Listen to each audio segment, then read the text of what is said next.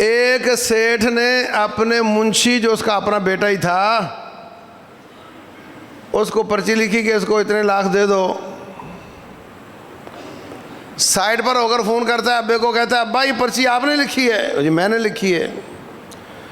کہتا ہے یہ اتنا حقدار تو نہیں لگتا جتنے آپ نے لکھ دیے ہیں. تو باپ کہتا ہے بیٹے اتنا حقدار تو بھی نہیں لگتا جتنا اللہ نے تجھے دیا ہوا ہے. حقدار کیا ہوتا ہے؟ ماتھے پہ لکھا ہوا ہے.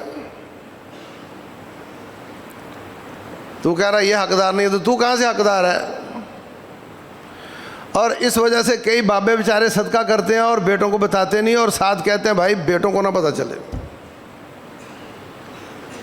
ان کو بتانا بھی چاہیے, ان کی تربیت بھی کرنی چاہیے, ان کے ہاتھوں سے دلوانا چاہیے. اور یاد رکھو پیدا ہونے سے پہلے کی تقسیم ہے یہ. ابھی پیدا نہیں ہوا تھا, یؤمر باربع کلمات بکتب رزقہ واجلہ وعملہ وشقی ام سعید. کتنا رزق اس کو ملے گا اللہ اس وقت لکھ دیتا ہے. آپ دیکھتے نہیں کئی انگوٹھا چھاپ سائن کرنے نہیں آتے, کروڑ پتی ہوتے ہیں, اربوں پتی ہوتے ہیں.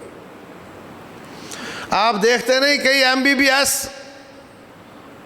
ان کو جاب نہیں ملتی. کئی پڑھے لکھے ان انگوٹھا لگانے والوں کے نوکر ہوتے ہیں. آپ دیکھتے نہیں کسی کے پلازے کے آگے سے پل گزر جائے تو وہ آدھی قیمت رہ جاتی ہے. آپ دیکھتے نہیں کہ کسی کی زمین سے سڑک گزر جائے تو اس کی قیمت 10 گنا ہو جاتی ہے. یہ سب اس کی تقسیمیں ہیں, یہ سب اللہ تعالیٰ کی تقسیم ہے, اور ہمیں رب ذوالجلال کی تقسیم پر راضی رہنا چاہیے. تو جس کی نعمت بھی آپ کو اچھی لگے اس کو کہو اللہ تجھے برکت دے.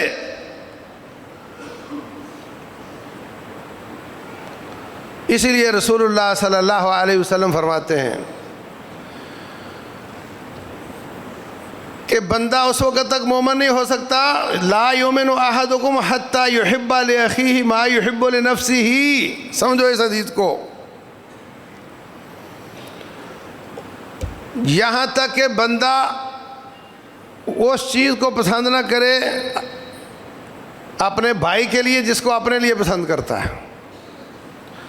حتی یحب لاخیہ, یہاں تک کہ اس چیز کو بھائی کے لیے پسند نہ کرے ما یحب لنفسہ, جو اپنے لیے پسند کرتا ہے. کیا سمجھے؟ میں اچھا فروٹ, اچھا کھانا, اچھا کپڑا اپنے لیے پسند کرتا ہوں, میں مومن نہیں ہو سکتا جب تک میں اپنے بھائی کے لیے پسند نہ کروں. تو اس کا مطلب پھر میری تو باری نہیں آئے گی. جب تک سارے بھائی اس طرح کا کپڑا نہ پہنے میری تو باری نہیں آئے گی.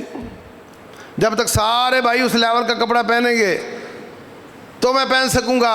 اس لیے کہ مومن نہیں ہو سکتا جب تک وہ چیز بھائی کے لیے پسند نہ کرے جو اپنے لیے پسند کرتا ہے. یہ معنی نہیں حدیث کا, یہ معنی نہیں حدیث کا. حدیث کا معنی یہ ہے کہ وہ حسد نہ کرے, جو اپنے لیے پسند کرتا ہے وہ نعمت بھائی کے لیے بھی پسند کرے. اگر اللہ تعالیٰ نے وہ بھائی کو دی ہے تو وہ پسند کرے کہ میرے بھائی کے پاس ہونی چاہیے. جب میں چاہ رہا ہوں کہ یہ نعمت مجھے ملے تو مجھے یہ بھی چاہنا چاہیے کہ میرے بھائی کو ملے.